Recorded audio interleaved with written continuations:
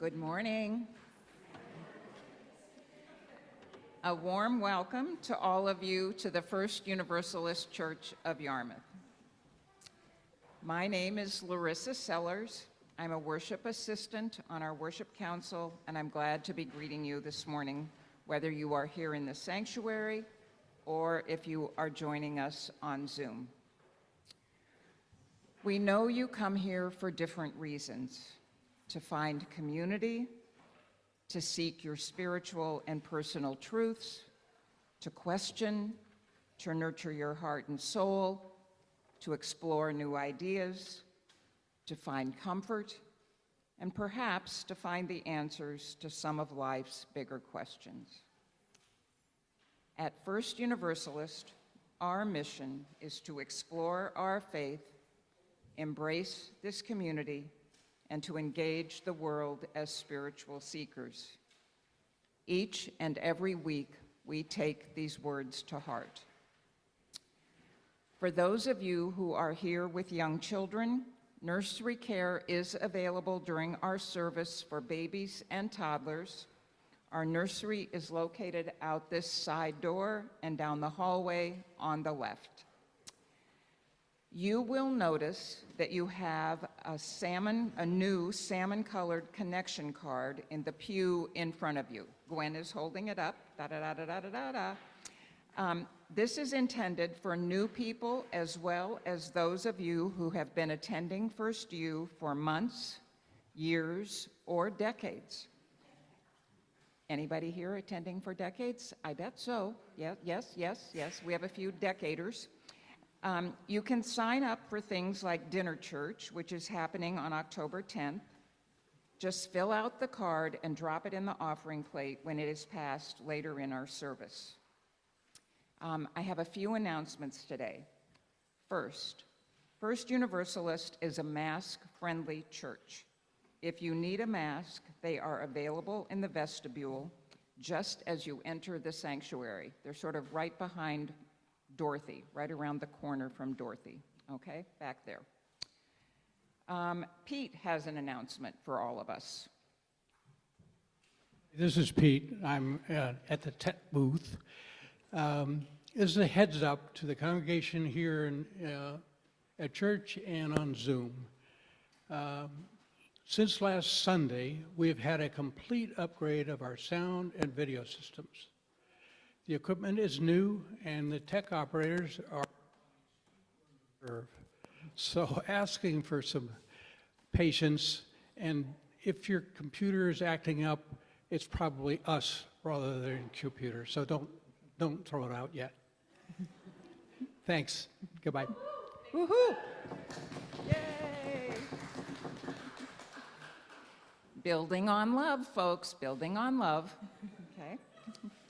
I want to draw your attention to a couple of other announcements in the Sunday morning news. One is about the Adult RE Council's 2 summer read groups. The first is happening today and also next Sunday, both at 11:45 in the Common Room. You can find more information in the Sunday morning news, which is enclosed in your order of worship. And now Sam has a few words to say. Hello. So I just want to draw attention to the 3 different kinds of music programming available here. These are all free, and as far as I know, none of them have any restrictions. Like, you can just come. So the choir is always looking for new members. So if you have ever wanted to sing in a choir, we're still in some early phases, so it's a good time to learn, to grow as a singer, as a musician. We have a good chunk of new people this year, so you'll be joining other people who are maybe can't read music or maybe are trying to figure it out. The Sunday Strummers is a group where we sort of, if you know 3 chords on the guitar, you're good. So come if you know 3 chords. Maybe if you know 2, maybe learn the 3rd one. And then there's a new thing starting this Friday. It's going to be every first and third Friday at 4 p.m. until 5. It's a children's music program. It's going to start as primarily an educational exploration program for younger kids, about ages 4 through 8. But anyone's welcome, all ages. And just my background a little bit, I have been teaching until this year. I've been teaching elementary music, so this will be a fun way for me to take some of those skills I learned over the last about 10 years of teaching and provide them to you in a free children's program. So I'd love to see anyone who's interested in that at 4 p.m. this Friday. Bring a snack and be ready to sing and make some noise. Thanks. Okay. Anybody else have an announcement? Following our service, everyone is invited to join us for coffee hour, our time of friendship and fellowship downstairs in the gathering room. If you need directions to the gathering room, just grab someone wearing a name tag. Okay. I now invite you to take a deep breath in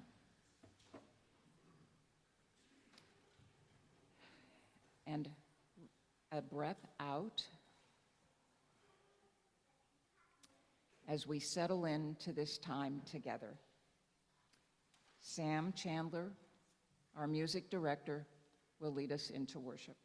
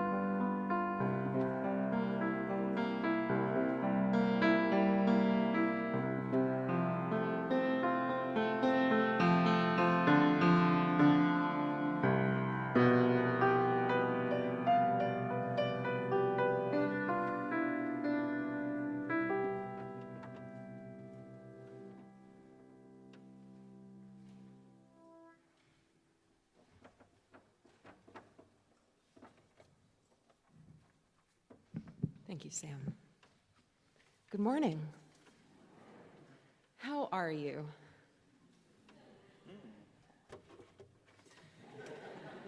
Yeah, that seems about right. I think the general response I just got to that question was,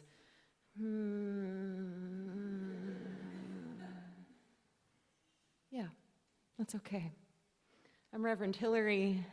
I serve as the minister here, and it is with peace and friendship that I say, whoever you are, wherever you're from, whomever you love, whatever it is you have done or haven't done, or one day really will do, you swear, you are welcome here. And we're so glad that you too are here in peace and friendship with us this morning. My friends, given that we only have a few official days of summer left, and given just the world, our call to worship this morning is a pretty good poem by the unofficial UU Poet Laureate, who is actually a staunch Episcopal, Mary Oliver. For our hearts and minds, our eyes and bodies this morning, I offer her poem, Summer Morning. And will you just take a breath with me and settle in? Summer Morning by Mary Oliver. Heart, I implore you, it's time to come back from the dark. It's morning. The hills are pink, and the roses, whatever they felt in the valley of night, are opening now in their soft dresses. Their leaves are shining. Why are you laggard? Sure, you have seen this 1,000 times, which isn't half enough. Let the world have its way with you, heart, luminous as it is, with mystery and pain, graced as it is, with the ordinary. I'm going to read it again. Summer Morning by Mary Oliver. Heart, I implore you, it's time to come back from the dark. It's morning.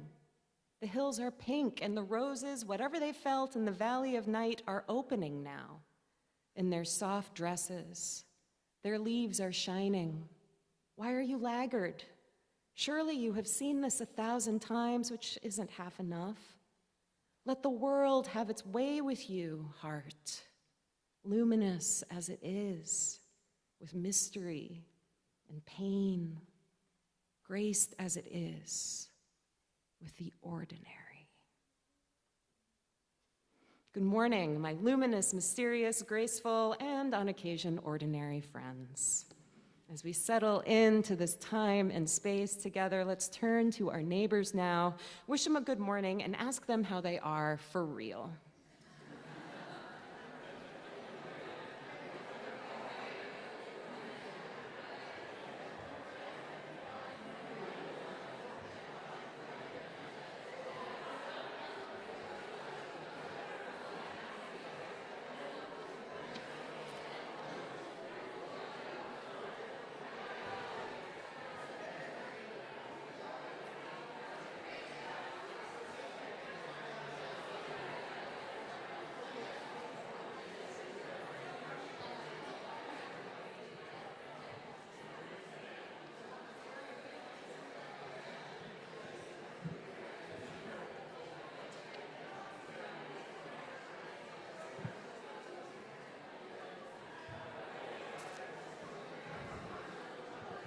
And will you rise now in body and spirit and join in singing our opening hymn, number 1, May Nothing Evil Cross This Door.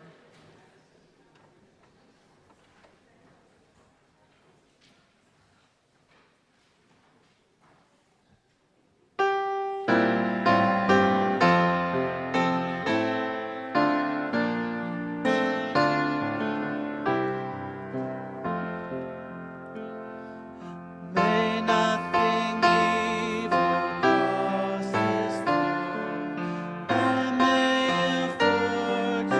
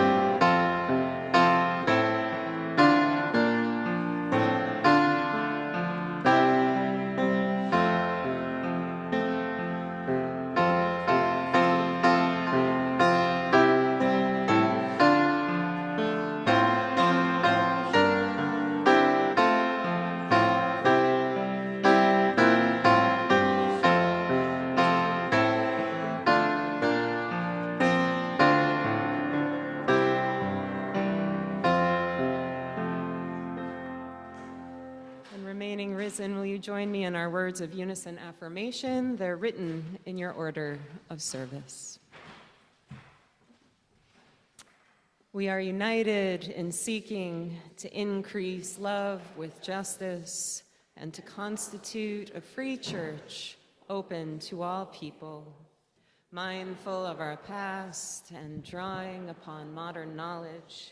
We respond to the spiritual needs of persons and are devoted to the common good in community, nation, and world.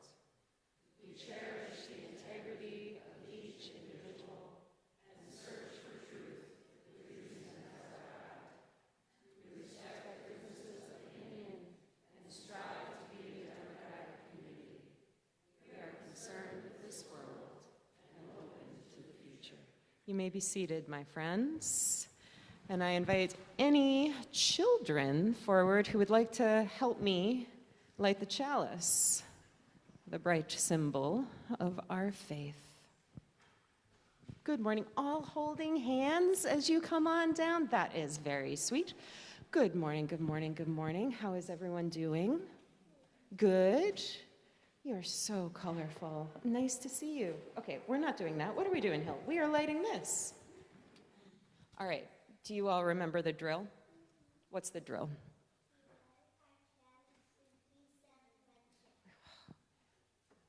You got it.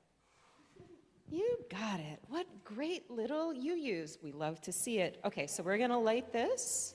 And then I'm going to hold this up, and you're all going to blow. We'll make a big wish. We're going to all make a wish. Anybody have a wish they'd like to make this morning?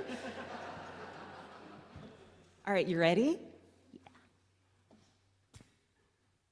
We light our chalice in peace and friendship. Yes, definitely coming true. Thank you so much. That was extremely important. You can now go back to your seats. We'll see you in a little bit. And Gwen and Mac. Good morning, good morning.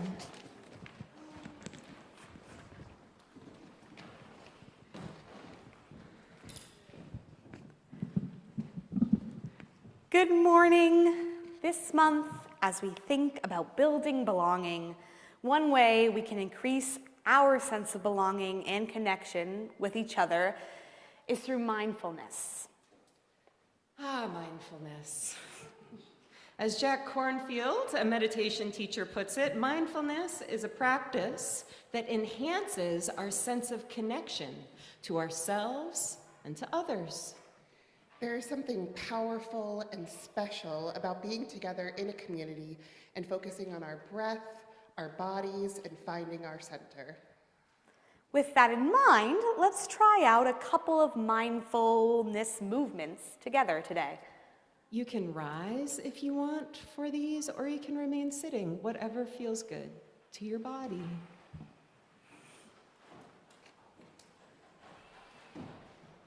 And we're going to start with something called shark fin breathing, which, Gwen, I assume you included because of the reissue of Jaws? Of course. Yeah.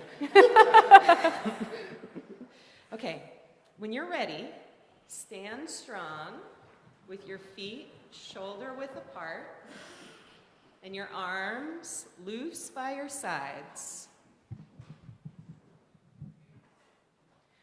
Do you know what a shark swimming fast sounds like?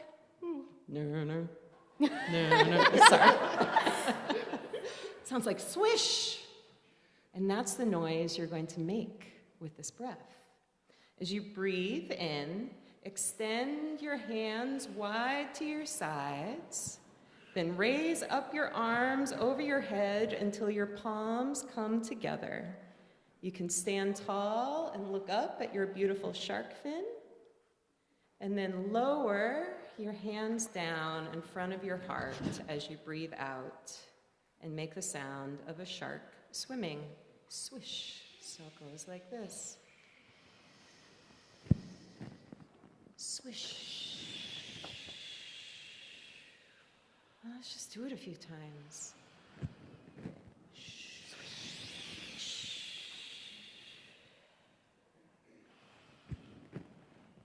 Swish.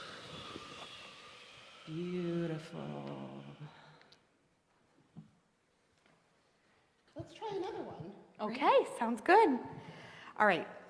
Have you ever looked inside a washing machine to see its center turning back and forth?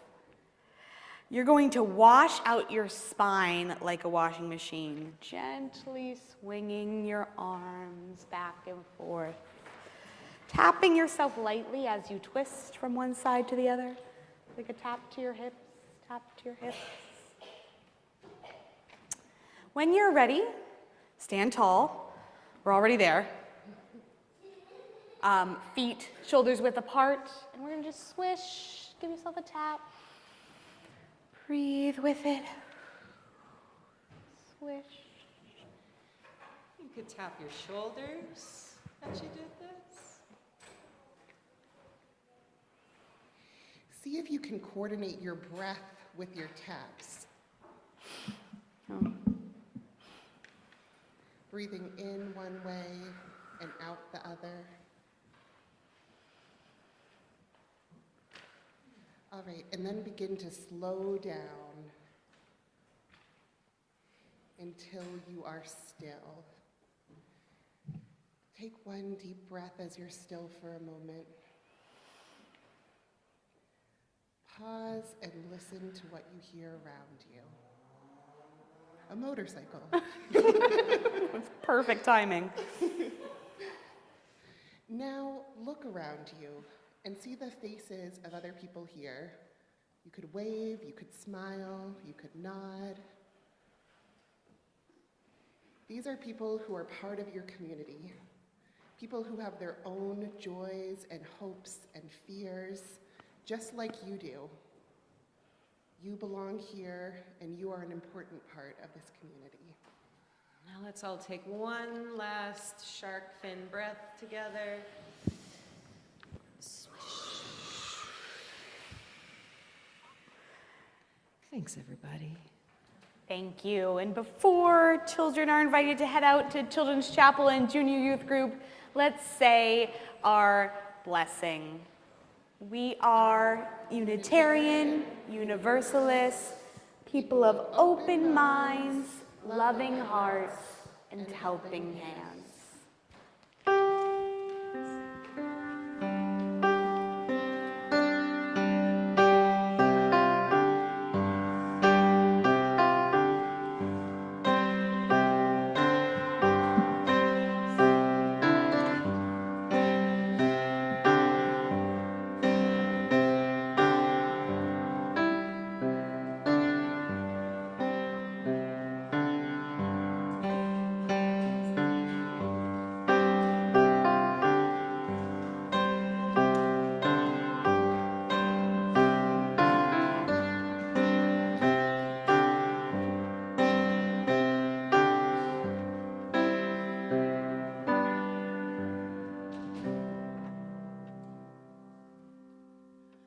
We now come to the time in our service that we set aside for quiet prayer and meditation. Meditation. Meditation for the soul. Meditation, a time of quiet and inspiration and introspection. Following our time of quiet, I will ring a chime, and we all will be welcome to come forward and light a candle for a joy, sorrow, or concern you hold today. Won't you join me in taking another deep breath in and a calming breath out? And let's enter into a time of sacred silence. Breath, every gathering, we come with our longing to be part of something whole. Not perfect, but whole. May we remember that belonging is not a given once, but made daily, in the courage to reach out, the patience to listen, the willingness to be changed. When we falter, in fear, in fatigue, in forgetting, may we begin again. Let us be builders of circles that widen, keepers of doors left open, stewards of spaces where truth and tenderness can meet. May this community be not just a refuge, but a growing ground for trust, for justice, for shared joy. Amen. May it be so.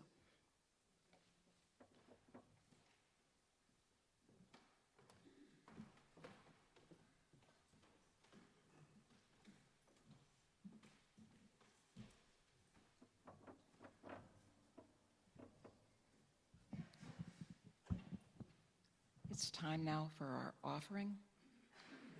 Today, our half plate supports our local New Mainers Assistance Program.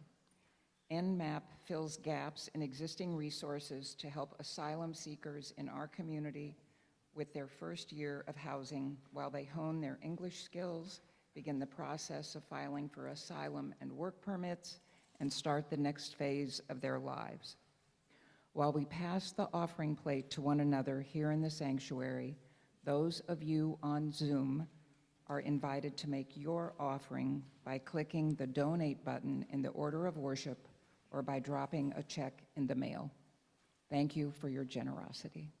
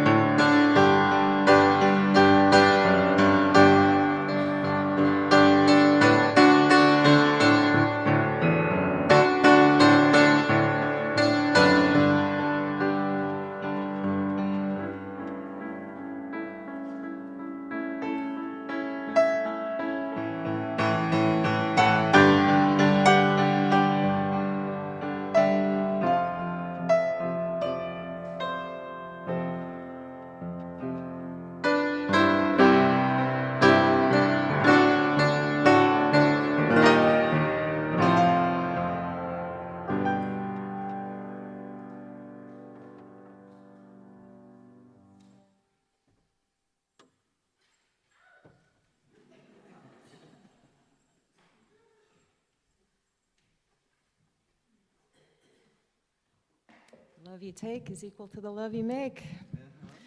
Will you rise in body and spirit and join in singing our song of thanksgiving? Short verses are in your order of worship.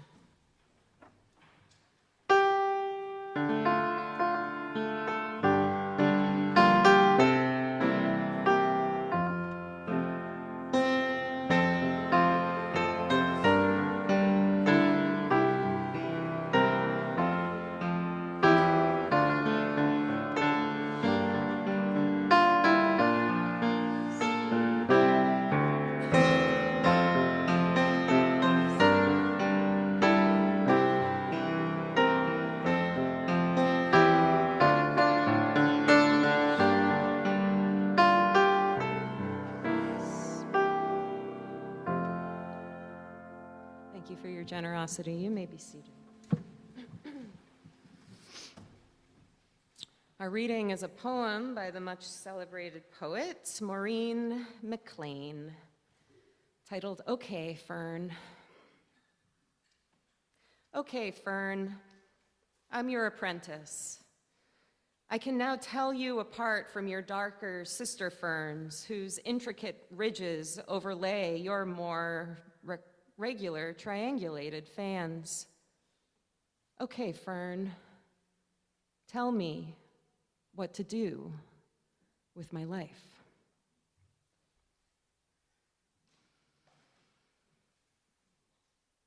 Over the past 3 years, I have, inch by inch, row by row, been turning my front yard into a wildflower meadow. Along the way, one thing I've learned from gardeners more seasoned than I is that gardens operate on a 3-year cycle. Year 1 is known as, does anyone know? Sleeping. Everyone's working underground, building root systems, getting a feel for things.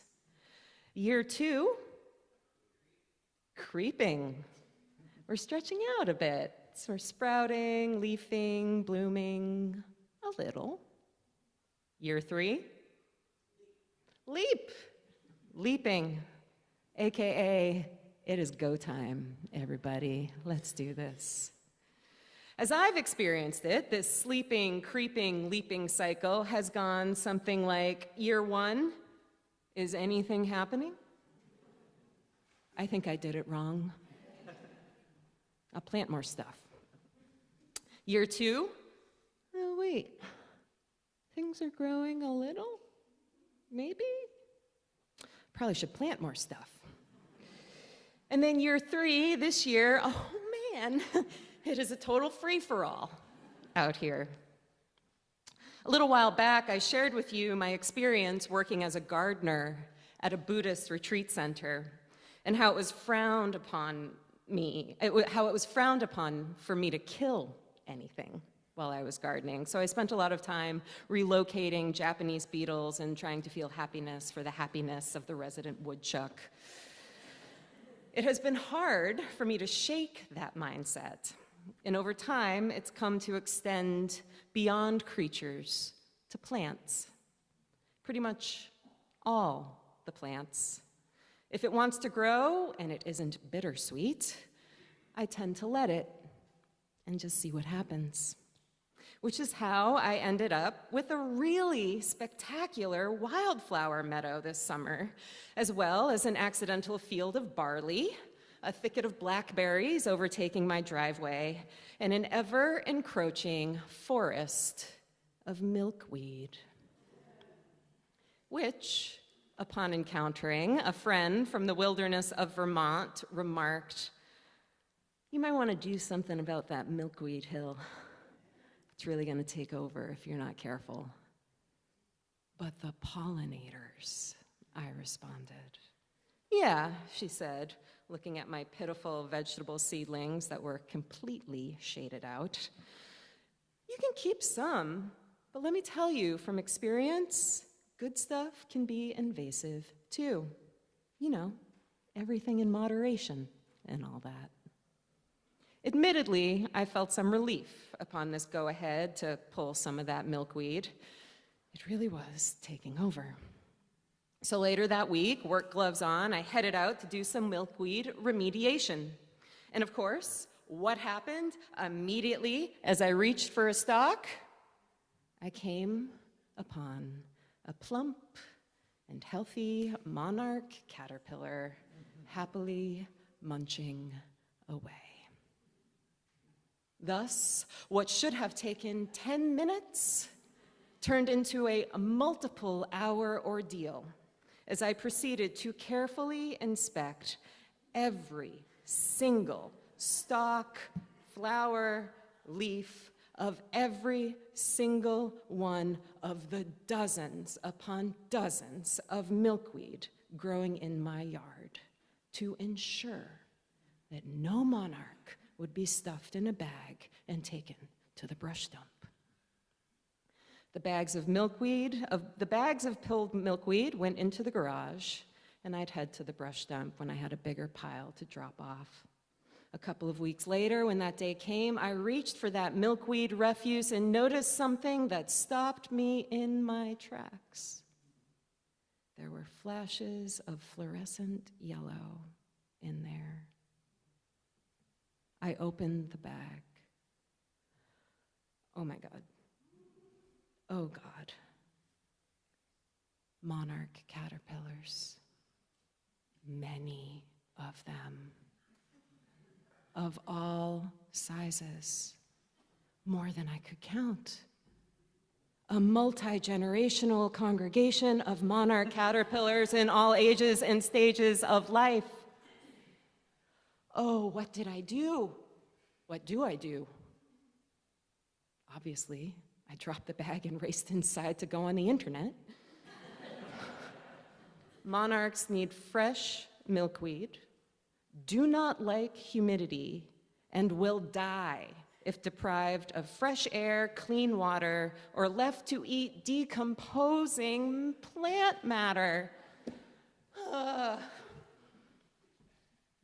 Back to the garage.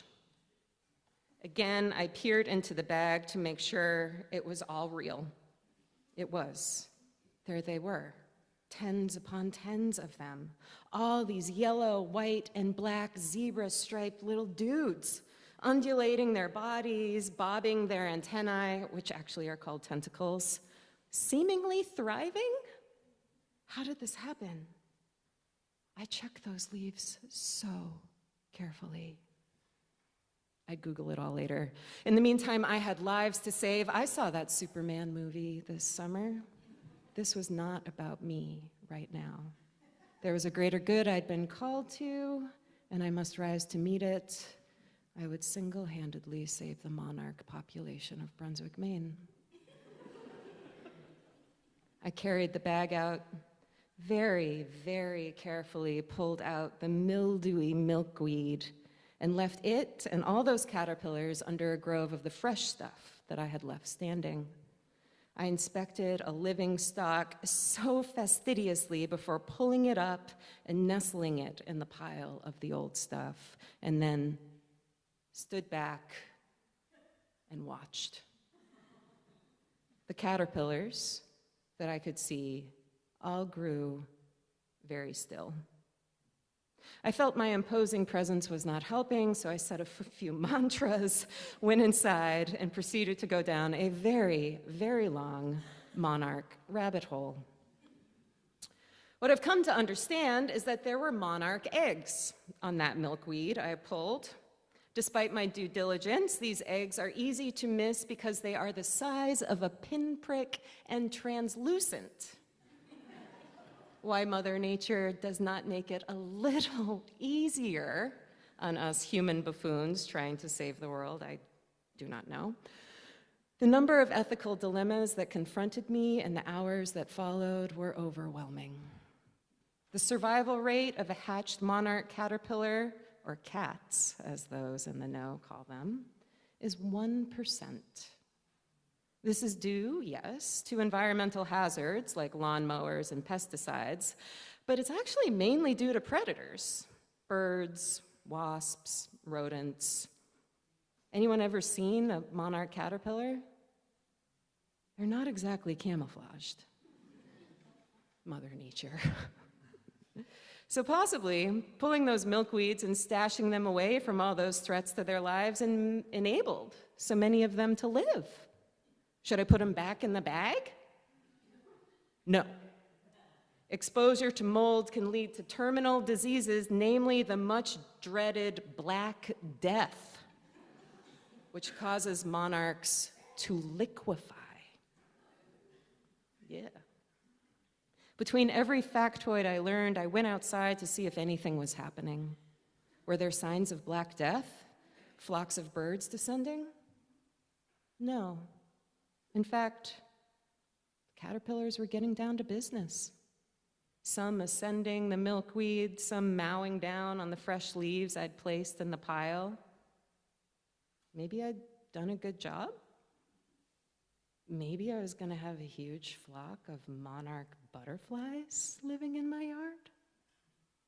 Fun fact, a flock of butterflies is called, does anyone know what a flock of butterflies is called? A kaleidoscope.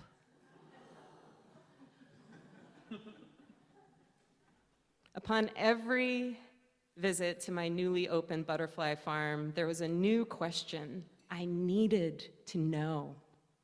My curiosity and wonder had not abounded with such vigor in a long time. It was thrilling. It felt like a resuscitation of sorts. I was coming back to life. Back inside. How long from birth to butterfly, monarch?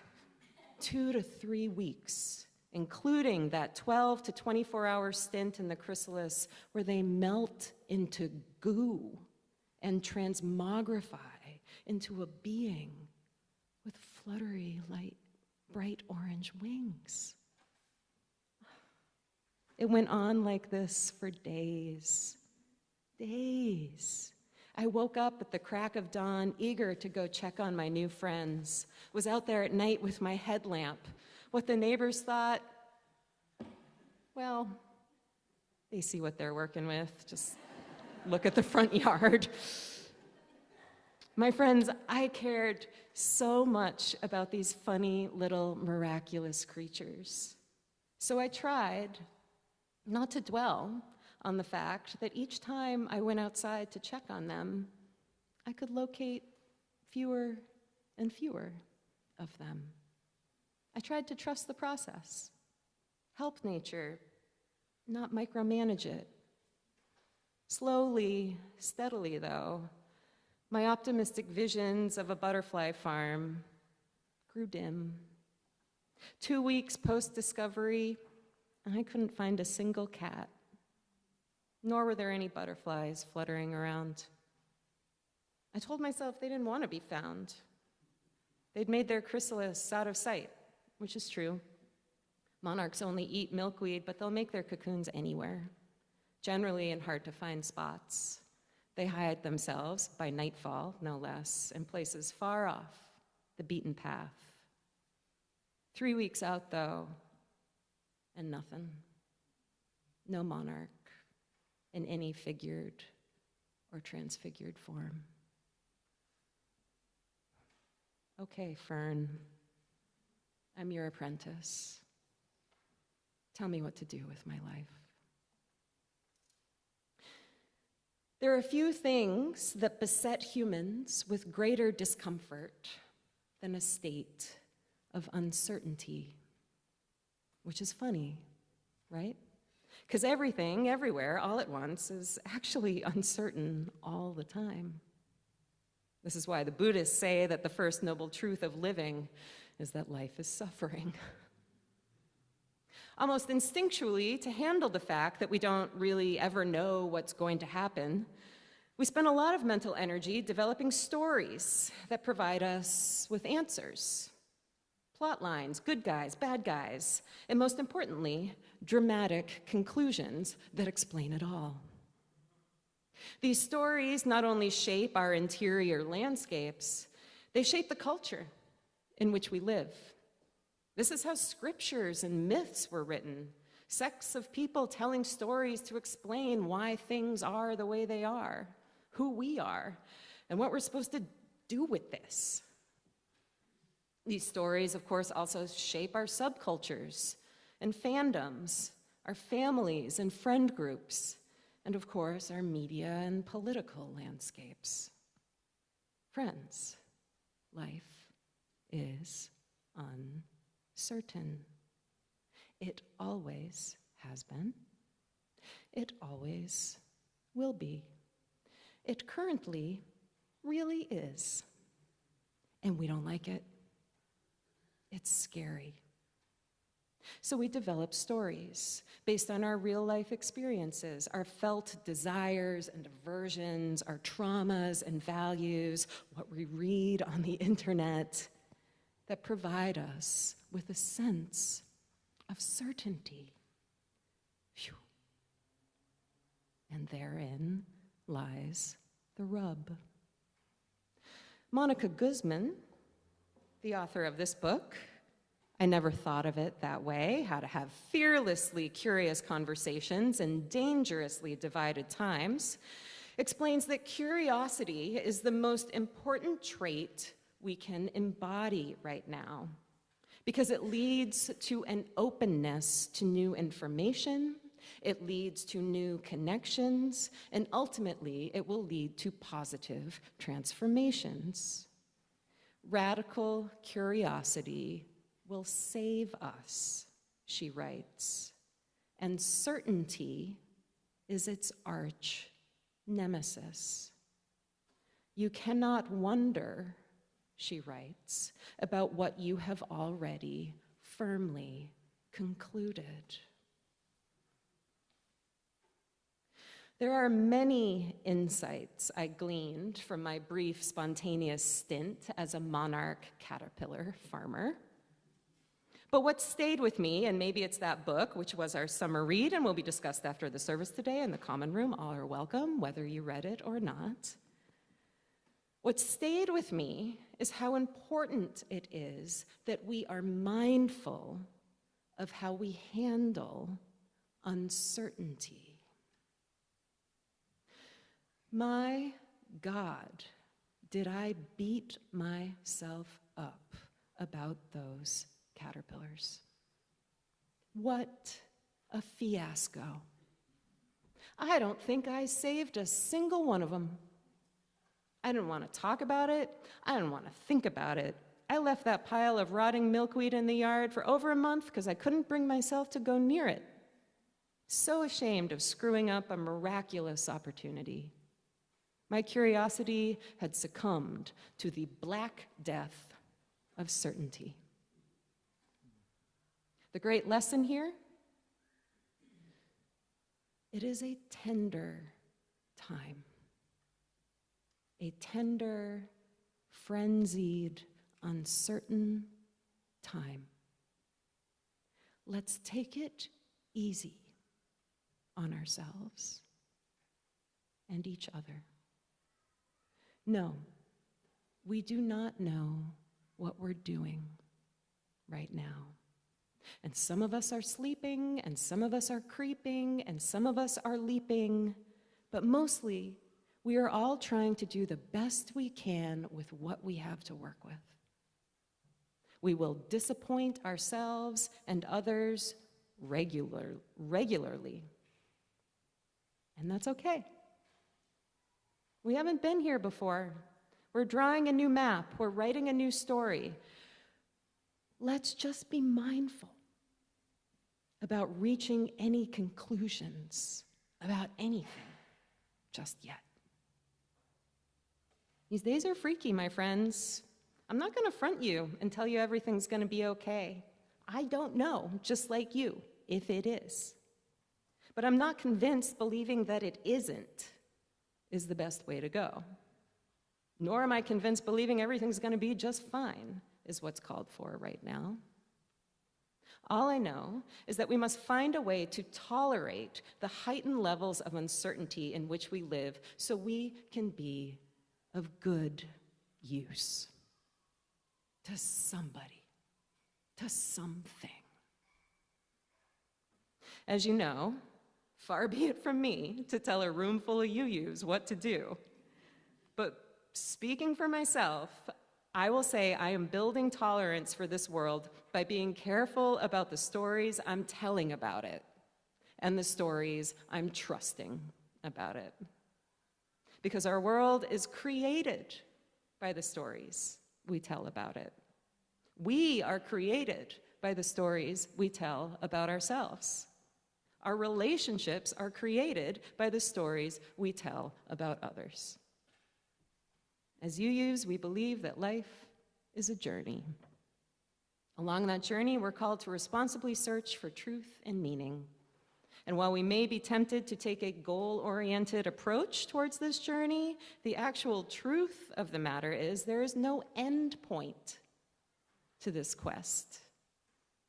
The truths we discover are alive, shifting, evolving, and hopefully, at times, disproving themselves. We practice our UU faith by rejecting certainty and living in radical curiosity. And along the way, ideally, we're centering ourselves in values of love and generosity and justice and interdependence and equity and pluralism and transformation. I said it before and I'll say it again. This is no time to be half-hearted in your faith. No time.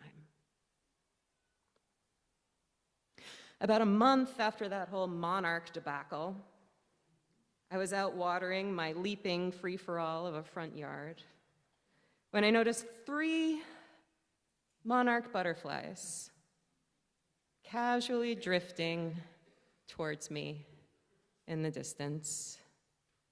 I watched as they bobbed steadily in my direction, closer and closer, and then suddenly, all 3 swooped towards me and circled round me twice before fluttering onward. Had we met before? I don't know. I don't know. But I was glad I was there and paying attention so that that experience could become part of the story. Let the world have its way with you, luminous as it is with mystery and pain, graced as it is with the ordinary. Let it be so. Amen.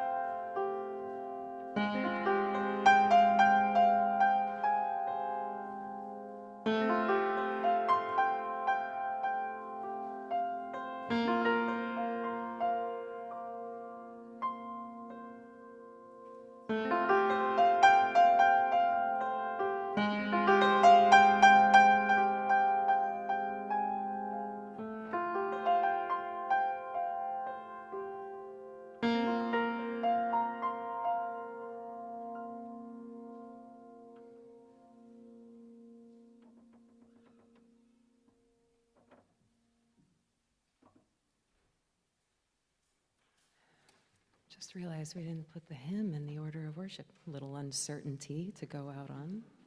Our closing hymn is number 1020 in your teal hymnal.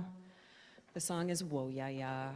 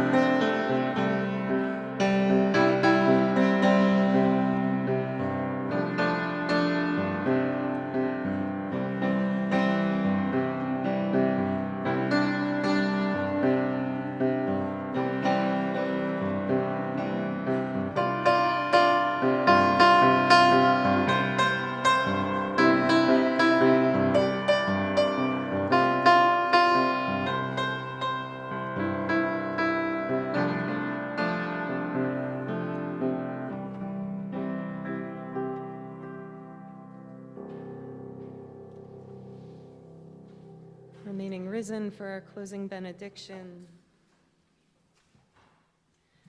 May all beings be free of suffering and the causes of suffering. May all beings experience profound joy and the causes of profound joy. And may all beings feel and know and act with love upon the journey of their lives until we all get free. And will you join me in our unison benediction? Again, it's in your order. For those who come here seeking God, may God go with you. For those who come embracing life, may life return your affection. For those who come to seek a path, may the way be found and the courage to take it step by step. The service begins when the service ends, my friends, but before you go in peace, please have a seat and enjoy one last piece of music by Sam.